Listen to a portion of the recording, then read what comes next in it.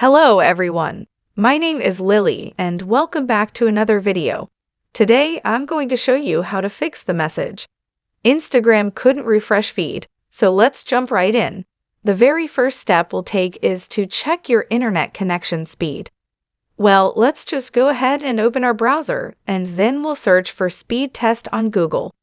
Alright, and then we'll go ahead and choose the first search result and then press go. Now my internet connection is reliable because I'm using mobile data, but if you use Wi-Fi, you need to simply switch to LTE. So to change that, simply go over to your settings. Select the settings, then select Wi-Fi, and then in the right-hand corner toggle off Wi-Fi.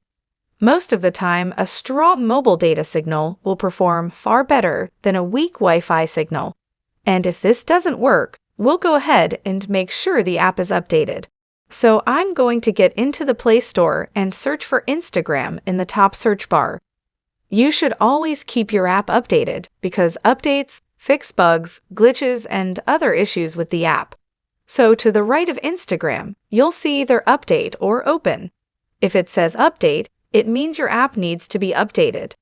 If it says open, it means your app is fully up to date. So please focus on ensuring your app is up to date. If any of that isn't working for you, make sure Instagram isn't down. As we already know, Instagram does go down from time to time. Well, you can Google it or go to Twitter because when Instagram is unavailable, usually people discuss it on Twitter. If Instagram isn't down and your internet is okay and your app is up to date and you've inspected all of these things, the final thing you can do is clear your app data and cache. So we'll go to Settings, scroll all the way down to where it says Apps, click Apps, and then search for Instagram on the top search bar. Then we'll go into the storage option and clear the app data and cache. So go ahead and click the Clear Data button. So what this does is clean the cache and data in the app, making it perform much more smoothly. This has no effect on your Instagram profile.